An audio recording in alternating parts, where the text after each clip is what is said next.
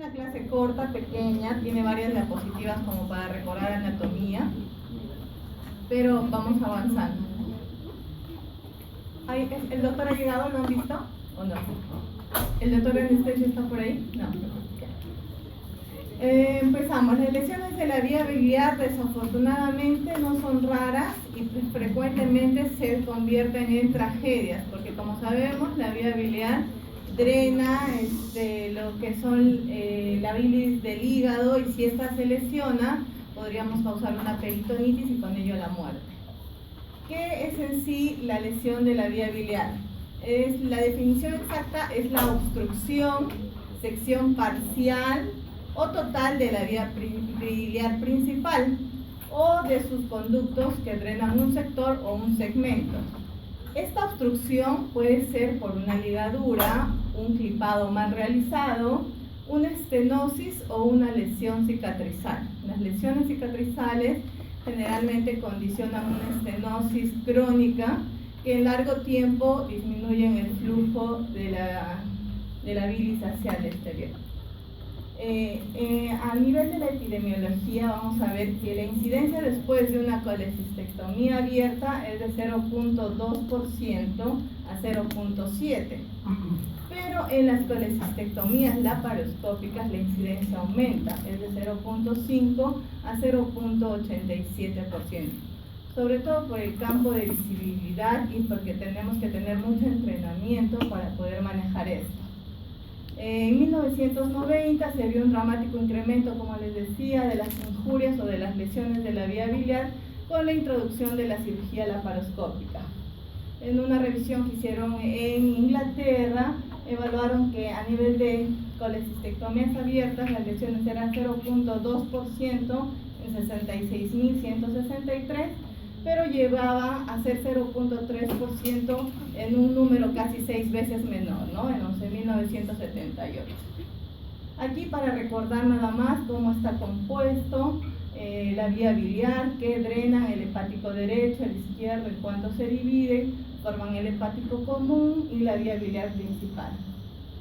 Aquí para recordar las porciones que tiene el colédoco, la porción suprahepática, generalmente mide de 1 a 4 centímetros, tiene una porción retroduodenal entre 3 a 5 centímetros, una porción pancreática y una porción intraduodenal. Esta es muy difícil de evaluar, la que nosotros vemos en una cirugía es la porción supraduodenal. Y lo que mide la vesícula, ¿no? De 8 a 10 centímetros aproximadamente, el conducto cístico de 3 a 4 centímetros y la vía biliar en general de 8 a 10 centímetros. Aquí las partes de lo que son la vesícula biliar y el famoso triángulo de Calot, ¿no? El triángulo de Calot, cuyo contenido principal es la arteria cística porque puede condicionar un sangrado. Las lesiones de la vía biliar principalmente se dan porque existen variaciones en el conducto cístico y también variaciones en la arteria cística. Acá podemos ver de las principales, podemos ver por ejemplo que el conducto cístico se une directamente, hay un conducto cístico aberrante y se une directamente a este conducto cístico. Aquí hay varios conductos que drenan en el hepático común o en muchos casos a veces se unen directamente a la vía biliar principal. Son condiciones anatómicas que no las vamos a poder conocer antes del preoperatorio del paciente, sino que in situ en la cirugía evidenciamos y muchas veces encontramos dos conductos y tratamos de disecarlo para ver cuál es el principal. A nivel de las lesiones de la vía biliar encontramos que tanto la naturaleza como las consecuencias de las lesiones durante una colecistectomía varían ampliamente y así también su pronóstico. Los mecanismos como se pueden lesionar son vinculadas, uno a la disposición anatómica, que es lo que no podemos controlar por conductos aberrantes, por una disposición no habitual de la arteria o del conducto cístico, condiciones relacionadas a la patología local. Cuando el paciente llega a la emergencia con un cuadro de una colecistitis aguda de 3-4 días, ya ha tomado sintomáticos, pero ya no puede más y llega con una vesícula muy grande donde el cístico ya prácticamente ha desaparecido y el colédoco es un conducto muy grueso. Y factores técnicos puros y por tanto dependientes del entrenamiento quirúrgico. Estos son los 3 grandes mecanismos de lesiones que existen. Condicionados por la patología local, como les decía, una colecistitis aguda enmascara las estructuras biliares, así como vasculares. Una vesícula escleroatrófica, que es una vesícula pequeñita, que casi no tiene contenido de bilis y no se puede disecar fácilmente. El síndrome Mirici, que condiciona con una obstrucción extrínseca del colédoco y depende del grado, puede llegar incluso a ser una fístula, ¿no? Una hemorragia local, fístulas colecisto-digestivas y una cirrosis hepática como hipertensión. Pacientes con todas estas enfermedades pueden alterar nuestra correcta disección del triángulo de Calot y puede condicionar a una lesión de la vía biliar. Aquí les he traído, por ejemplo, el síndrome de Mirici, el tipo 1, donde pasa una compresión extrínseca de la vía biliar principal y aquí prácticamente ya se ha hecho una fístula. Esta frase es muy bonita, dice: una colecistectomía fácil y un cirujano carente de adecuado entrenamiento quirúrgico constituyen una combinación siniestra. Ya no todas las vesículas se pueden condicionar, por más de que el paciente venga en óptimos estados, sea joven y todo. Si el cirujano no ha sido entrenado laparoscópicamente, puede ser algo fatal. La lesión puede tener lugar incluso en manos del cirujano también más capaz y experimentado. Como en medicina, nada es absoluto y todo depende del entrenamiento y también del paciente. Los factores técnicos, como les decía, confundir la vía principal con el conducto cístico es una de las más frecuentes, sobre todo cuando el conducto cístico está dilatado por un cuadro de obstrucción crónica, o sea, obstrucción por un cálculo en el infundíbulo que no permite que drene adecuadamente la bilis y se dilata el cístico. Generalmente puede obtener hasta 2.5 centímetros y se puede confundir con el colédoco. Esta confusión puede llevar a la sección parcial, ligadura, laceración, quemadura térmica, porque utilizamos electrobisturí en la cirugía abierta, y en la cirugía laparoscópica también una pinza especial para poder ligar los vasos y disecar, que utiliza corriente térmica. Y la ulterior evolución en una estenosis, así como una resección parcial de la vía biliar principal. Como les decía, factores técnicos, por ejemplo, esta es una cirugía laparoscópica con una pinza de Duval, estamos haciendo una retracción a nivel del infundíbulo de la cabeza, del infundíbulo de la vesícula, retraemos demasiado y de repente al retraer confundimos al poner los clips. Estos son los clips de titanio que se quedan en la vesícula para ligarlos. Y podemos quedar en una cirugía así, al final, donde pensamos que el conducto cístico es lo que hemos clipado y al final hemos clipado el conducto biliar principal o colédoco, ¿no? Como les decía, también la quemadura de la vía biliar principal con electrobisturí, el uso inadecuado del electrocauterio durante la disección del triángulo de Calot, porque al disecar el triángulo de Calot tenemos que liberar del ligamento hepático duodenal, que es un tejido conectivo que hay que liberar para poder ver adecuadamente el contenido del triángulo de Calot. Una quemadura en el hepatocolédoco puede manifestarse inmediatamente por una fuga biliar o necrosis posteriormente con una peritonitis o estenosis por isquemia meses después de la cirugía. Entonces hay que tener mucho cuidado cuando se utiliza electrocauterio. Con la cirugía laparoscópica, como les decía, se han incrementado las lesiones por la inexperiencia y durante el entrenamiento de los cirujanos, por el periodo de aprendizaje de dicha técnica. La máxima incidencia de las lesiones se dan en las primeras 15 colecistectomías del cirujano joven que empieza a entrenarse, o sea, en el 2.2% aproximadamente, para descender luego ya en su colecistectomía número 50 a 0.1%. Acá más o menos hay un cuadrito. Mientras menos cirugías has realizado, la incidencia de tener lesión de la vía biliar es mayor. Como todo en la vida, mientras menos experimentado, va a haber mayores lesiones. Estas clasificaciones son importantes, sobre todo esta, la de Bismuth, ¿ya?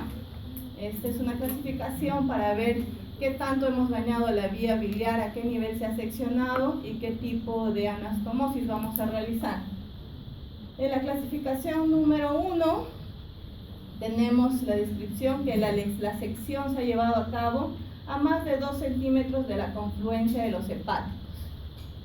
Tenemos 2 centímetros para poder anastomosar, y si podemos hacemos una anastomosis primaria, coledo-coledociana, siempre y cuando no esté muy tensa.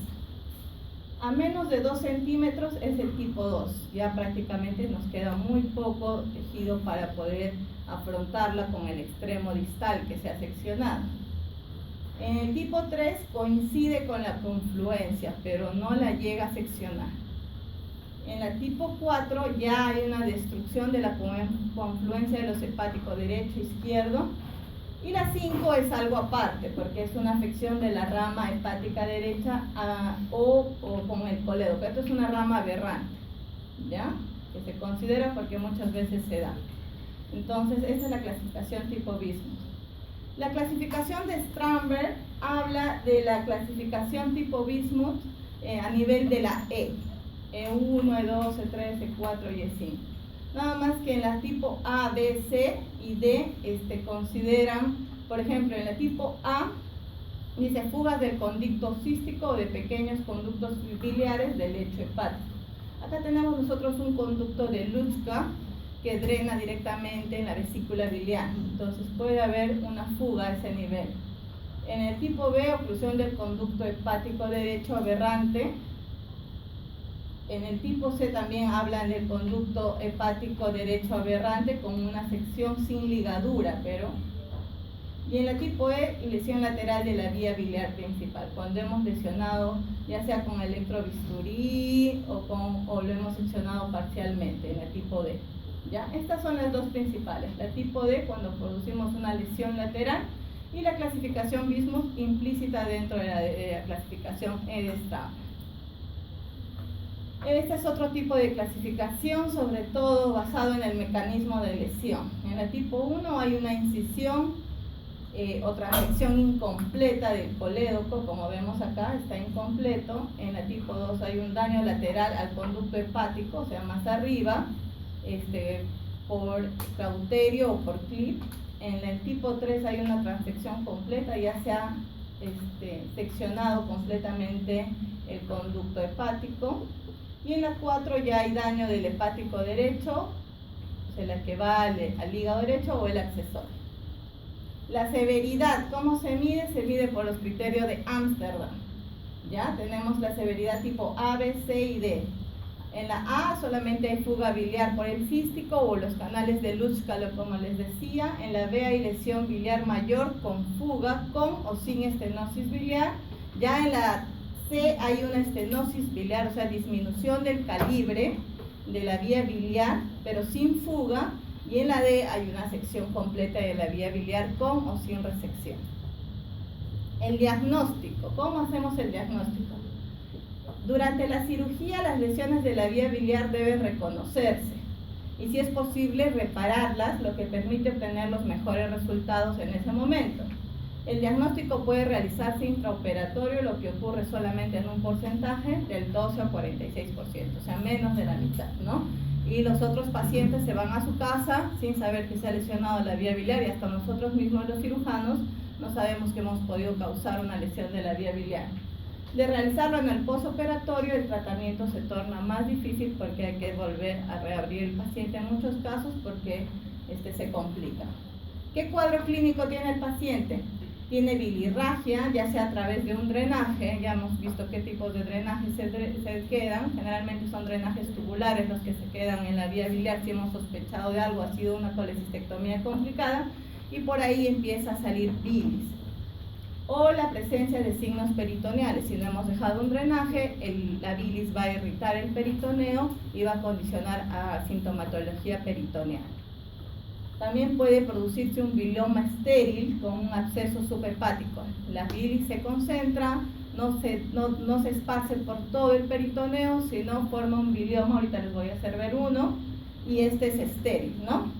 Hay ictericia posoperatoria porque la bilis no logra drenar adecuadamente como drenaba antes de la cirugía por una estenosis. Colangitis recidivantes porque esa bilis que queda estancada y no drena adecuadamente se infecta, y solo en casos muy prolongados en que este paciente tiene una estenosis severa puede producirse cirrosis por la colangitis y hipertensión portal. El diagnóstico se hace si es intraoperatorio y nosotros sospechamos que hemos lesionado la vía biliar principal, hacemos una colangiografía intraoperatoria, se llama, ¿ya? Que es como un rayos X de toda la vía biliar. Estas son las imágenes, lo toman en un arco en C, que es una máquina de radiografía en tiempo real, y podemos ver ahí en tiempo real si es que hay fuga inyectando una sustancia. Entonces, la colangiografía es el método diagnóstico en las lesiones intraoperatorias. Si el paciente ya se ha ido de alta o está posoperado inmediato en nuestro servicio, podemos pedir, si sospechamos que hay lesión de vía biliar, podemos pedir una ecografía donde podemos ver dilatación de las vías biliares intrahepáticas. Esta es una ecografía normal. Esto es el lóbulo derecho del hígado y estos son la vía biliar principal, que se ve oscuro, ¿no? Entonces, si hay signos ecográficos, presentan múltiples imágenes tubulares anecogénicas. Todo lo negro en ecografía se llama anecogénico. Una imagen en estrella con fluido hepático, entonces se ve totalmente dilatado, lleno de bilis que no logra drenarse. La tomografía es un método diagnóstico para evaluar, como les decía, los biliomas. Acá, por ejemplo, tenemos una tomografía axial computarizada de abdomen sin contraste, observándose formación hipodensa, así se llama en tomografía. Todo lo que se ve oscuro, hipodenso, lo blanco, hiperdenso. Con nivel hidroaéreo, a predominio de líquido, contornos bien definidos. Es infectado, ¿por qué? Porque tiene nivel hidroaéreo. O sea, hay bacterias que están produciendo aire y por eso es que se puede evidenciar que ya está infectado.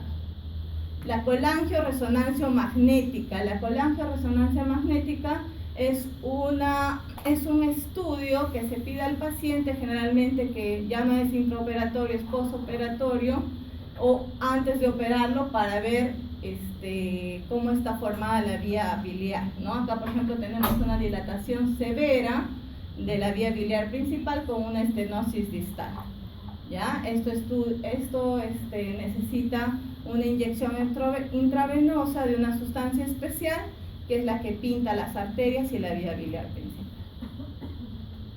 Y por último, tenemos un procedimiento que es diagnóstico y terapéutico a la vez, ¿ya? El único, que es la CEPRE se le dice, y es la colangiopancreatografía retrógrada endoscópica. Es un procedimiento que lo hacen los gastroenterólogos, que es un procedimiento para examinar los conductos biliares y se realiza a través de un endoscopio. Los conductos biliares son las vías que llevan la bilis desde el hígado, bueno, acá está la CEPRE para tratar tumores, cálculos o estenosis de la vía biliar. Y como es terapéutico, nosotros podemos entrar, el gastroenterólogo entra por un endoscopio hasta la segunda porción del duodeno donde se encuentra la válvula de Oddi, dilata la válvula de Oddi, que es donde drenan la última porción del colédoco, y por allí introduce una canastilla que está cerrada, que es delgadísima, que puede pasar, y recién cuando va a la vía biliar y encuentra, por ejemplo, la estenosis a nivel del colédoco, su porción suprapancreática, abre la canastilla y esta canastilla condiciona a que se dilate ya el conducto y no se vuelva a cerrar con la estenosis, ¿no? Es la única que hace diagnóstico y terapéutico a la vez. Se llaman stenes de aquí. Como les decía, a nivel del periodo intraoperatorio vamos a ver la terapéutica. ¿Qué podemos hacer si hemos lesionado una vía biliar? Podemos pedir una colangiografía intraoperatoria para ver a qué nivel, qué tamaño, qué más está dañado, y hacemos la reparación inmediata. Como les decía, desafortunadamente un bajo porcentaje de estas lesiones se reconocen en este periodo, menos del 76%, y de producirse durante la cirugía laparoscópica es necesario convertir la cirugía, o sea, hacer una cirugía convencional para que podamos tener una visión más amplia de todo lo que vamos a reparar. Parte de la terapéutica en el estadio intraoperatorio es utilizar un tubo de Kerr, ¿ya? Este es el tubo de Kerr. Es un tubo delgado, siliconado, que se coloca en la vía biliar. ¿Cómo se coloca? De esta manera, ¿ya? Este es nuestro colédoco, y nosotros sospechamos que tenemos una lesión a este nivel y hacemos una coledocotomía por encima de la incisión o por donde ha sido la lesión. ¿Cómo? Más o menos de esta forma. Si por ejemplo la lesión que hemos producido es una lesión lateral que involucra menos de 180 grados de la circunferencia del colédoco, colocamos por ahí nada más, por ese hueco que hemos realizado, por ahí nada más metemos el Kerr y suturamos ahí mismo, ¿ya? Entonces este tubito de Kerr va a hacer de que salga la bilis por aquí mientras se cicatriza esto, mientras se cicatriza la lesión que hemos producido. Pero si la lesión que hemos producido nosotros, ya sea por electrocauterio o mal clipado con algún objeto cortante, es mayor a 180 grados de la circunferencia del colédoco, ya no es conveniente poner el Kerr ahí y cerrarlo, sino hay que exteriorizar en forma separada de la anastomosis mediante una coledocotomía. O sea, hacemos otra incisión y por ahí ponemos. Por ejemplo, aquí ha sido la lesión primera, ha sido más de 180 grados, se ha suturado y hemos hecho una coledocotomía y por aquí hemos vuelto a poner el tubo de Kerr. ¿Por qué? Para bypassear, para ayudar a que esto cicatrice y cierre, y el tubo de Kerr va a hacer de que salga la bilis por aquí. ¿Qué ventajas tiene? Nos proporciona un drenaje de la bilis evitando que haya fugas, permite lavado para disminuir los cuadros de colangitis, nos permite realizar colangiografías de control para ver si está cerrando o hay una fuga más posterior, impide sobre todo la estenosis mientras cicatriza. Como cualquier lesión, cuando cicatriza se produce estenosis, y esta impide que se produce una estenosis con la posterior disminución del calibre, y cubre al paciente de la dehiscencia o de la ruptura de la sutura que hemos realizado en la primera cirugía. Luego, ¿cómo se puede reparar? También si ya la sección ha sido mayor, si tenemos un paciente con bismuth 3 o bismuth 4, podemos hacer una anastomosis término-terminal de ambas secciones, colédoco se llama, ¿ya? Igual tenemos que poner el tubo de Kerr para que realice todas las funciones que ya les he mencionado en la diapositiva pasada. Suturamos la capa posterior, ponemos el tubo de Kerr y suturamos la cara anterior, ¿ya? Con puntos reabsorbibles separados. Esta reparación quirúrgica, anastomosis término-terminal biliar, solo se puede hacer si los bordes pueden aproximarse sin tensión, porque va a producirse de todas maneras una lesión cicatrizal. Y al haber una lesión cicatrizal va a haber retracción, o sea, la longitud se va a disminuir, y al disminuirse la longitud puede haber un desgarro de la anastomosis. Se hacen muy pocas veces, generalmente cuando tenemos un colédoco muy amplio y que pueda tener ambos extremos no estén tan tensos. La otra forma de reparar la vía biliar dañada es hacer una anastomosis hepatoyeyunal. hepatoduodenal. Acá ha habido sección de la vía biliar y la anastomosamos directamente al duodeno, que es la anastomosis más fisiológica que hay, ¿no? Porque de todas maneras el colédoco va a terminar en la segunda porción del duodeno. Esta de aquí igual se aproxima el extremo proximal y se hace una incisión y se hace una anastomosis terminolateral. La reparación quirúrgica recomendada, la que se hace, la que no condiciona complicaciones ulteriores, es hacer una anastomosis en Y de Rux, colédoco yeyunal. ¿Cómo se hace esta anastomosis? Como les decía aquí, 1, 2 y 3. Elevamos el área 2 acá, hacemos una sección del intestino del yeyuno, elevamos aquí, suturamos la parte del buñón intestinal del yeyuno y hacemos una anastomosis terminolateral con el yeyuno, ¿no? Lo que hemos estado haciendo el lunes, creo, con las gastrectomías. Y el 3 de aquí, el 3 de aquí, el 1, que ha quedado acá sin suturar, se aboca a la porción 3. Entonces nos queda una anastomosis donde la bilis va a drenar directamente al yeyuno y todo el contenido del estómago va a seguir pasando por el duodeno y también va a drenar en el yeyuno. Esta es la clipadora automática que tenemos nosotros.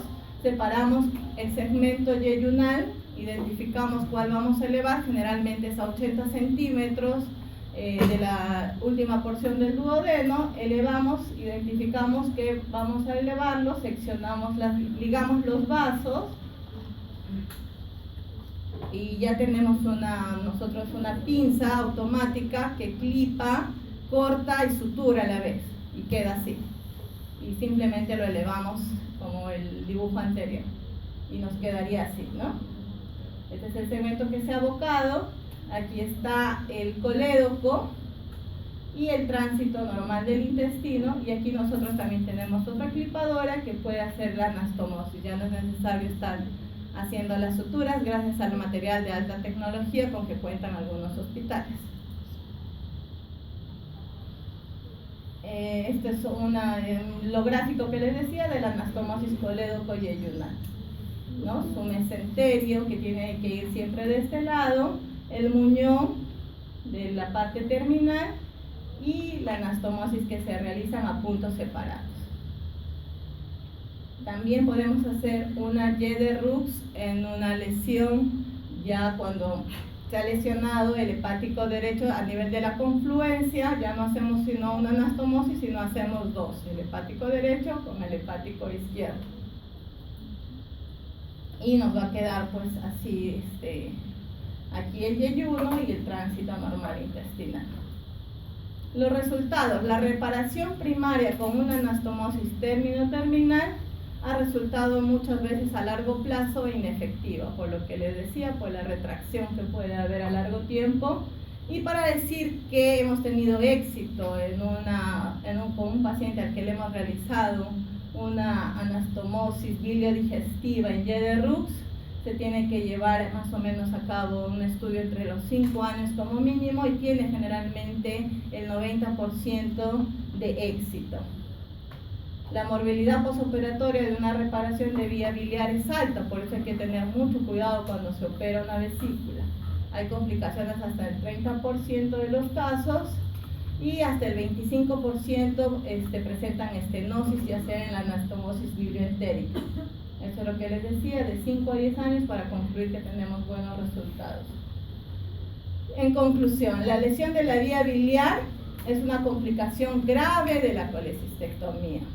La reconstrucción con hepatoyeyunostomía en Y de Rux es la forma más adecuada de restaurar el flujo biliar.